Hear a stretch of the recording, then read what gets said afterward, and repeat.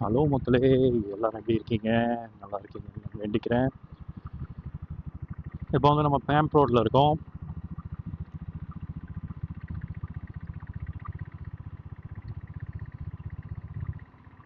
இன்னைக்கு வந்து இந்த ரூட் தான் எடுக்க போகிறோம். Camp road to Medavakkam Koot road. அதான் இன்னைக்கோட ரூட்டு.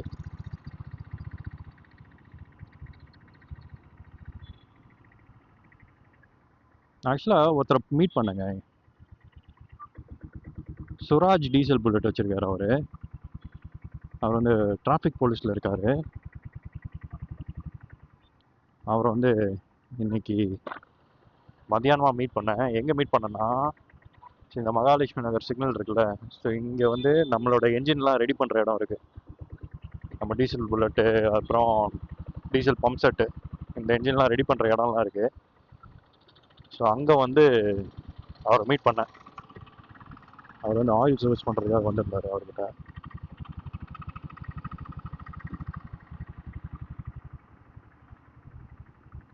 ஸோ பயங்கரமாக வச்சுருக்காரு வண்டியை. அவர் ரொம்ப நாளுக்கு முன்னாடியே வந்து வண்டியை ரெடி பண்ணிட்டாராம். ஆனால் நல்லா மெயின்டைன் பண்ணியிருக்காரு. என் வண்டியை பார்த்துட்டு நீங்கள் நல்லா மெயின்டைன் பண்ணியிருக்கீங்க அப்படின்றாரு. சவுண்டும் நல்லா இருக்குன்றாரு நம்ம வண்டி. ஆனால் அவர் வண்டி இன்னும் சைலண்ட்டாக இருக்குது.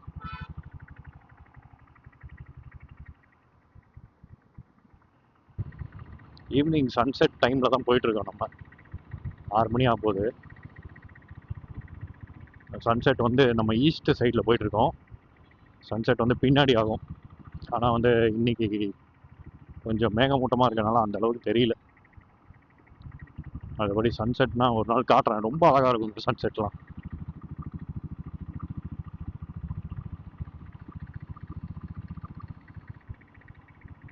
அதாவது அந்த ஒரு மாதிரி ஆரஞ்சு கலரில் பேக்ரவுண்டில் வச்சு சூப்பராக இருக்கும்.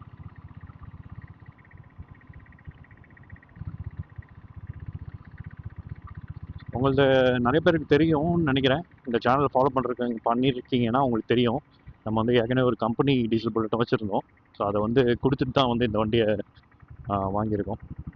ஸோ ஏன் வந்து அந்த கம்பெனி டீசல் கொடுத்தேன்னா, எனக்கு வண்டி பிடிக்காமலாம் இல்லைங்க. அந்த வண்டியை வந்து ஒரு மாதிரி கண்டிஷனில் இருந்தது. ஒரு சூப்பரான கண்டிஷனுக்கு கொண்டு வந்தேன். கொண்டு வந்துட்டு அதுக்கப்புறம் தான் விற்கிற மாதிரி ஒரு சிச்சுவேஷன் வந்துருச்சு.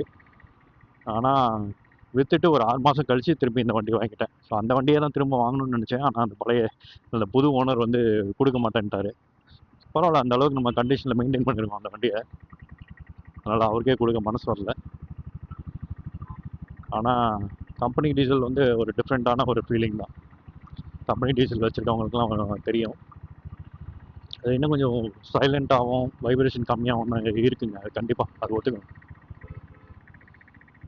கண்டிப்பாக ஒத்துக்கணும். 6.5 HP வண்டி அது. இது வந்து நம்மளுக்கு 5 தானே. 5க்குரிய ஒரு இந்த கெத்து இந்த வண்டிக்கு இருக்க தான் செய்யுது.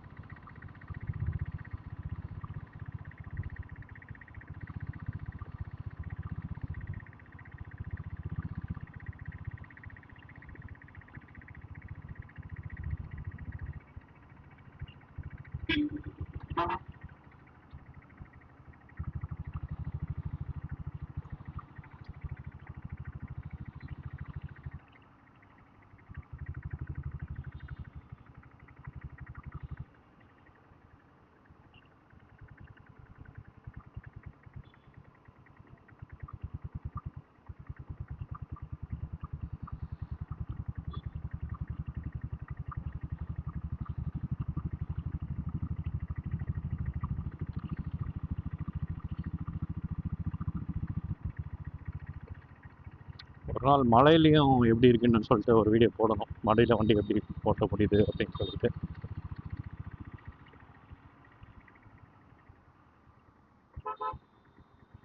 என்கிட்ட ஒரு பெட்ரோல் வண்டியும் இருக்குங்க. ஆனால் இந்த புல்லட் கிடையாது. ஸ்போர்ட்ஸ் பைக் ஒன்று வச்சுருக்கேன், பல்சர் RS 200. ஆனால் எடுக்கிறதே கிடையாது இந்த வண்டி அந்த அளவுக்கு செட் ஆகி போச்சு. அந்த வண்டி வந்து விற்கணும்னு ட்ரை பண்ணேன் நடுவில். ஆனால் அதுக்கப்புறம் வேண்டாம், நம்மளே வச்சுக்கலாம்.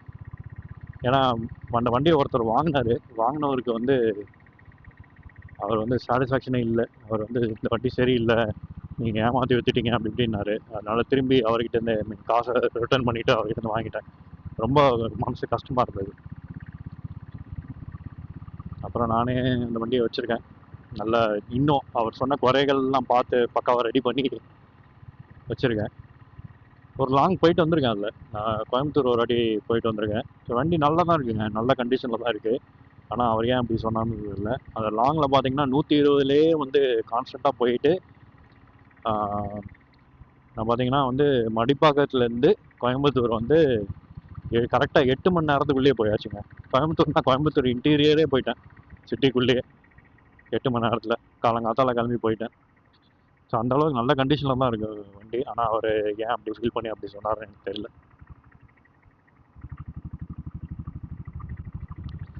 ஸோ இப்போ வந்து நம்ம வந்து சென்னையிலே லாங்கஸ்ட் பிரிட்ஜில் வந்து நம்ம ட்ராவல் பண்ணுறோம். இப்போ தான் என்ட்ரு ஆகிறோம். ஸோ இந்த பிரிட்ஜோட மொத்த கிலோமீட்டர் பார்த்தீங்கன்னா 2.02 கிலோமீட்டருங்க. அவ்வளோ தூரம், அதாவது 2 கிலோமீட்டர்னு வச்சுக்கலாம் இந்த பிரிட்ஜு. ஆனால் ரொம்ப இம்பார்ட்டண்டான பிரிட்ஜு. இப்போ வந்து நம்ம மேடவாக்கம் கூட் ரோட்லேருந்து நம்ம வந்து வண்டி எடுத்துருக்கோம். அப்படியே போயிட்டே இருக்குங்க இந்த பிரிட்ஜு. பக்கத்தில் வந்து மெட்ரோ லைன் வேறு போட்டுட்ருக்காங்க. ஸோ இந்த மெட்ரோ லைன் பார்த்தீங்கன்னா இப்படி கிராஸ் ஆகும், கிராஸ் ஆகி இந்த பக்கம் அப்படி நம்மளுக்கு வந்து மடிப்பாக்கம் சைடு வந்து அப்படியே போகும். இந்த மெட்ரோ லைன் வந்து சோழிங்கநல்லூர் வரைக்கும் அப்படியே போகுது. ஆனால் இந்த பிரிட்ஜு வந்து நம்மளுக்கு வந்து பள்ளிக்கரணையில் போய் இறங்கிடும். மேடவாக்கம் பைபாஸ் பண்ணி பள்ளிக்கரணையில் போய் இறங்கிடும். நல்லா யூஸ்ஃபுல்லான பிரிட்ஜுங்க இது. பள்ளிக்கரணை போகிறவங்கலாம் வந்து ஈஸியாக இந்த பிரிட்ஜ் வழியாக போயிடலாம். அந்த பக்கத்துலேருந்து வந்தீங்கன்னா பாதிலே இறங்கிடும் பிரிட்ஜு. நடுவில் காட்டுறோம் பாருங்களேன், அந்த பக்கமும் வந்து டிராஃபிக் வண்டி போயிட்டுருக்கோம், அது நடுவில் இறங்கிடும்.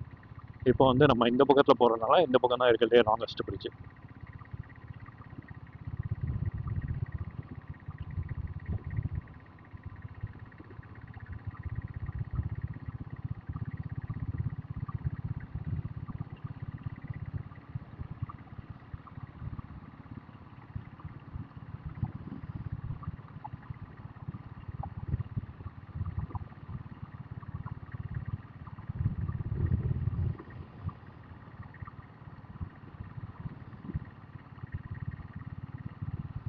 ஸோ இந்த இடத்துல நான் ஏற்கனவே ஒரு வீடியோவில் சொல்லியிருக்கேன், இந்த இடத்துல வந்து ஒரு ஷார்ப்பான ஒரு டேர்னிங் இருக்குது பார்த்தீங்களா.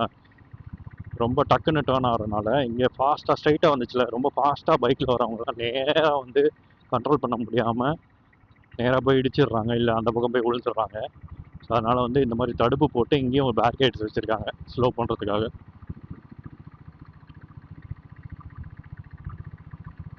ஸோ இந்த பிரிட்ஜை வந்து இங்கே இறங்கினோங்க. இது வந்து பள்ளிக்கரணை ஜெயச்சந்திரன் வரும் இறங்கினோன்னே.